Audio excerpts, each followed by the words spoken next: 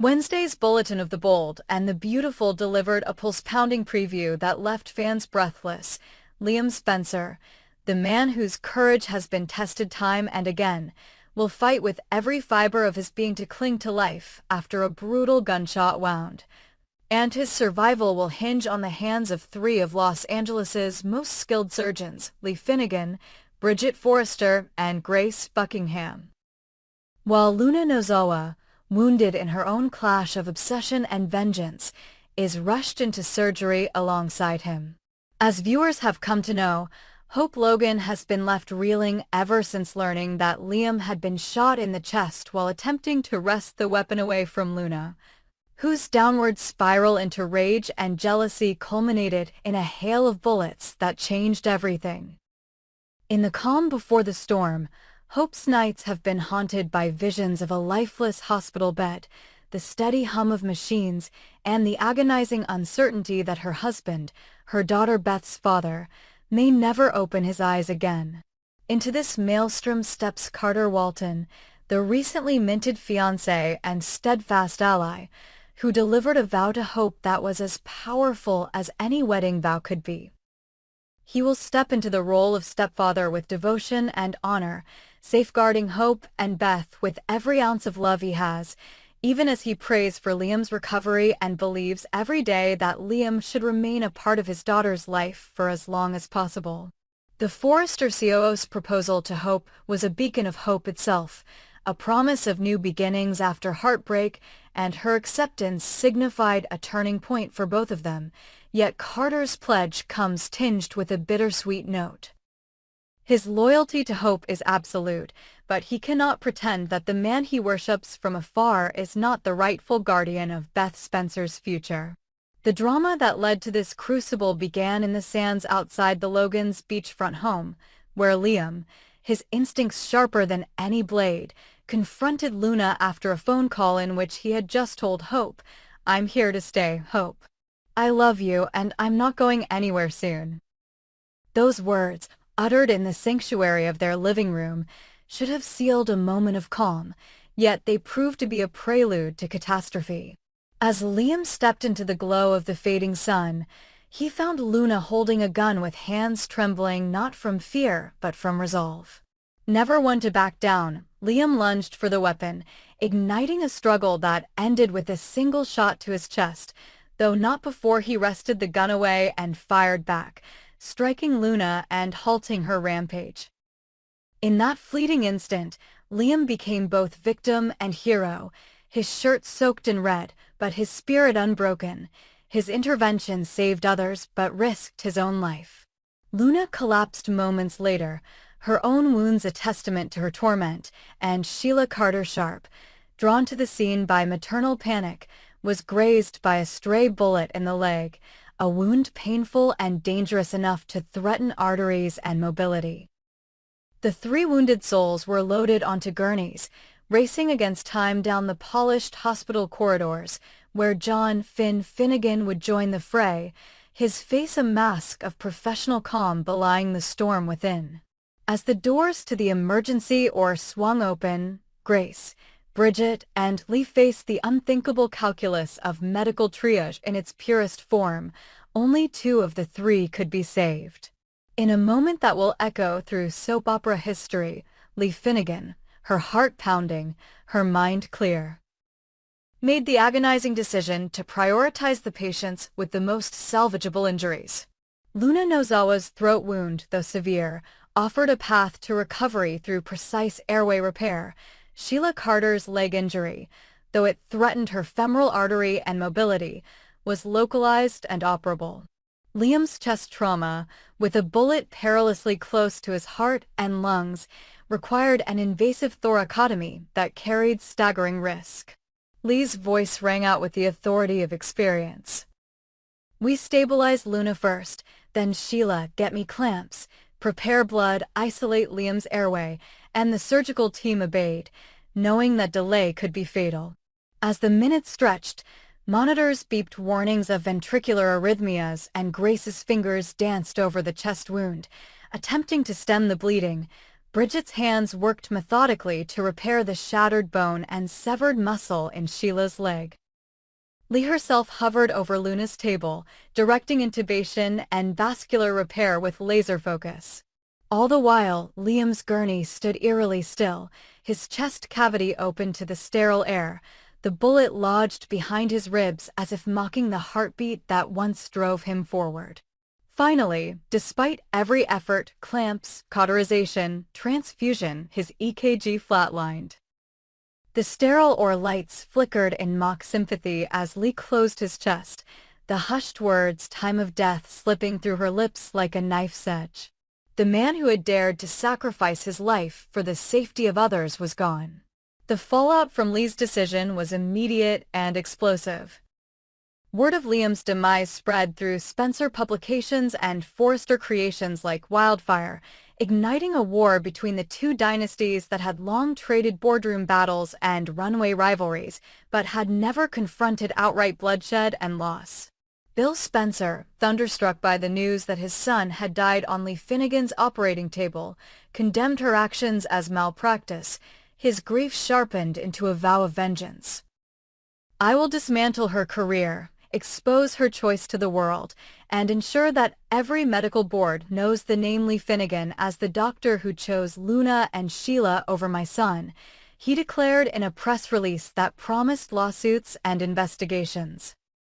Across town, Steffi Forrester Finnegan grappled with the horror of losing Kelly's grandfather, pacing hospital corridors as tears carved silent paths down her cheeks, haunted by the memory of Kelly's small hand pressed against the ore glass, willing her Papa Liam to survive.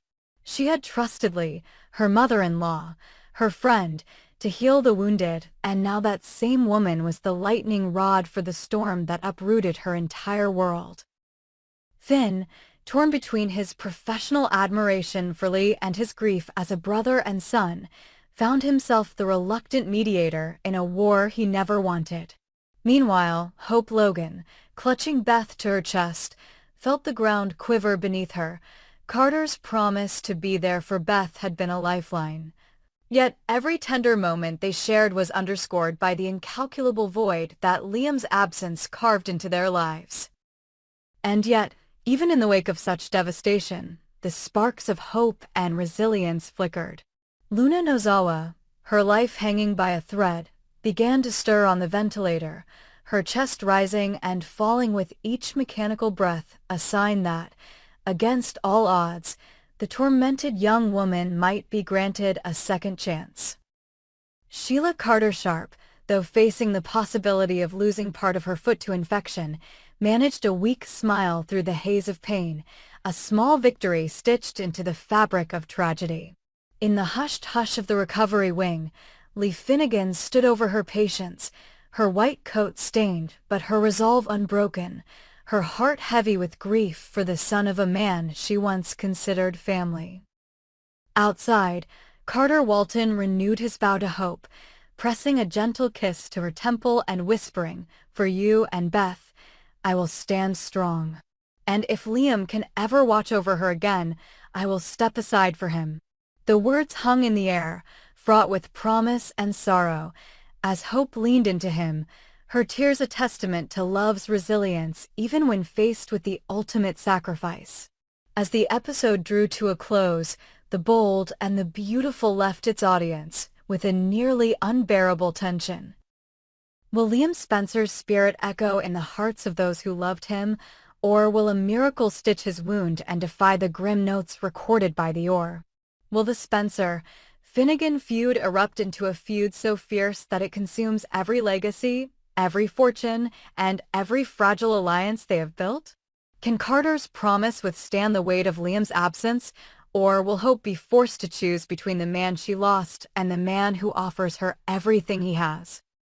Will Luna awaken free of her demons, or will the bullet in her throat leave her trapped in a shell of regret? And what of Sheila, whose bullet wound has become the spark for a vendetta that threatens to burn her professional life to ashes? The answers lie ahead, in the next episode and beyond, as the bold and the beautiful continues to weave its tapestry of love, loss, vengeance, and redemption, one surgeon's knife at a time. The moment the Spencer family received the news of Liam's death, Bill Spencer's carefully cultivated empire of cool calculation cracked along every seam. The titan of media, whose iron will had crushed rivals and reshaped boardrooms, found himself undone not by a hostile takeover, but by a handgun bullet fired in a moment of desperate heroism. Grief sharpened into rage, Bill retreated into his private office, pacing between floor-to-ceiling windows that framed the Los Angeles skyline he once commanded without question. He refused to accept that Liam Spencer, his only son who had borne the Spencer name with equal measures of pride and vulnerability, was gone because of a tragic combination of Luna Nozawa's obsession and a chaotic scramble in the ore. No, Bill concluded, this was not an accident or an act of fate. It was a failure, and someone must be held accountable. In an act that stunned even his most loyal lieutenants, he reached out, not to comfort Hope Logan or to honor Liam's memory, but to marshal his resources toward vengeance. First came the secret overtures to the hospital director, Dr. Marcus Ellison, a man Bill had once courted with gleaming checks and favorable press. A late-night meeting in a shadowed corner of the hospital's administrative wing saw Bill sliding an envelope across a mahogany table thicker than any ethics manual. Inside lay a six-figure bribe to launch an investigation into Lee Finnegan and Grace Buckingham, the famed chief of surgery and her brilliant protege whose deft hands in the ore had become the stuff of local legend. Bill insisted that they had committed ethical breaches by prioritizing Luna and Sheila Carter over Liam, that they had gravely misjudged the order of triage, and that their medical oversights had cost his son his life. He demanded internal memos, personnel files, and every shred of documentation that could paint Lee and Grace as incompetent or worse, callous. The frightened director, already contending with reduced funding and the threat of Bill's media machine turning on him, reluctantly agreed to open a probe, vowing solemnly that no one, not even a Spencer, was above scrutiny. But Bill's strategy, forged in the heat of his grief, failed to account for one critical factor: Lee Finnegan's unwavering determination to protect her team and her profession's integrity. Grace Buckingham, whose loyalty to Lee was matched only by her fierce intelligence, sensed something amiss when routine emails and patient logs began vanishing from secure servers. She noticed whispers in the corridors as nursing supervisors and junior doctors were quietly summoned to Dr. Ellison's office for informal interviews about the Spencer case. Late one evening, after reviewing the surgical transcripts of the operations that had saved Luna and Sheila but could not save Liam, Grace confronted Lee with her suspicions. Together, they hatched a plan worthy of a forensic thriller. Grace would secretly record the next meeting between Bill Spencer and the hospital director, capturing the moment Bill instructed Ellison to rewrite the surgery logs, shift timelines, obscure our decision-making process, and pin any blame squarely on the surgeons. Armed with a pen disguised as a stylus and a micro-recorder hidden in her notebook, Grace slipped into the director's conference room under the pretext of requesting additional ore supplies. Moments later, the door creaked closed behind Bill as he arrived to finalize his plot.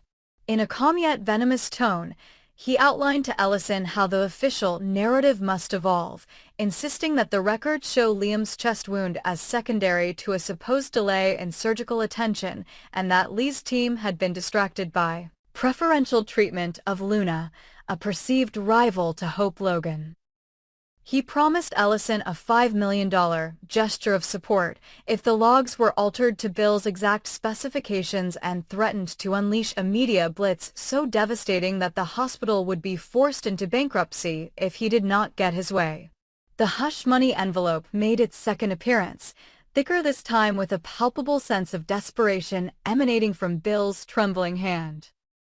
Unbeknownst to him, every word, every demand, and every threat was being captured in binary fidelity by Grace's hidden recorder. Later that night, in the sanctity of her small apartment overlooking the city, Grace, and Lee listened in stunned silence as the playback affirmed their worst fears. Bill Spencer, in his grief-stricken delusion, had crossed the line from grieving father to corrupt manipulator, willing not only to sully the reputations of two of the most respected surgeons in Los Angeles, but to commit outright fraud against the very institution that relied on medical honesty to save lives. For Grace, the moral imperative was clear. This recording would bring Bill's scheme into the harsh light of day and restore the truth about Liam's final moments. Moments defined not by surgical incompetence, but by Liam's own self-sacrifice. Lee sent the file, encrypted, to a trusted contact in the district attorney's office, ensuring that it would be used to launch a formal criminal investigation into Bill's actions. At the same time, Bridget Forrester, stunned by the betrayal of her longtime friend, arranged an emergency meeting with the hospital board, delivering the recording directly to the chairperson. The fallout was immediate and irreversible. Dr. Ellison, facing both criminal charges for accepting a bribe and administrative sanctions for his complicity, was swiftly removed from his post under a flurry of headlines that cast the hospital in turmoil. Meanwhile, Spencer Publications' PR team scrambled to issue a statement, an awkward attempt at damage control that blamed rogue elements and miscommunications, but could not undo the damning content of the tape that now circulated in every newsroom and legal office in the county. Bill Spencer, who had once ruled the airwaves and boardrooms with an unassailable confidence, found himself cornered by his own machinations. His phone rang incessantly with calls from attorneys, investigative journalists, and embittered colleagues who no longer sought his counsel, but his demise. Hope Logan, reeling from the loss of her husband, watched in horror as the man who had vowed to stand by her name became the central figure in a scandal that stretched beyond any personal vendetta. Carter Walton, whose recent engagement to Hope had promised a new chapter of hope and stability, now found himself thrust unwillingly into a war against a man who had once been his mentor. And Steffi Forrester Finnegan, still mourning her daughter Kelly's loss of her beloved grandfather, faced the bitter irony that it was Bill's obsession with blame, not grief, that had set into motion a series of events more destructive than the shooting itself. In the halls of justice, prosecutors prepared indictments, arguing that Bill Spencer's contempt for ethical boundaries had converted a father's sorrow into a corrupt conspiracy. In the court of public opinion columns raged over the grotesque spectacle of a grieving father turned blackmailer, debating whether Bill's love for his son had ever been genuine or a reflection of his need to control every outcome. Yet, even as Bill's world began to crumble under the weight of legal jeopardy and public outrage, the Spencer legacy refused to die quietly. Family allies rallied to offer support. Wyatt, always the reluctant hero, confronted his grandfather in a tense showdown that exposed the generational fractures within the Spencer dynasty. Brooke Logan, torn between her son's memory and her ties to the Forresters, issued a plea for compassion, urging the public to remember that Bill was also a father who had lost a son, and Thomas Forrester, ever the dramatist, declared that truth would triumph even in a tangle of lies and fraud. Meanwhile, in a quiet wing of the hospital where Luna and Sheila recovered, Lee and Grace quietly celebrated a moral victory even as they mourned the loss of Liam. Their hands, once stained with the blood of battle, were now steadier than ever, their bond sealed by the crucible of crisis.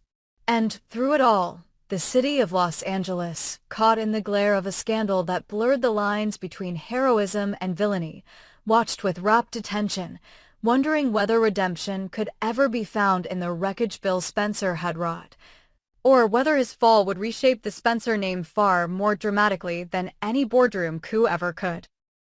In the end, one truth stood undeniable. The bullet that took Liam Spencer's life had ignited a chain of events that revealed the darkest corners of power, love, and vengeance. And no amount of influence or wealth could erase the echo of justice finally finding its mark.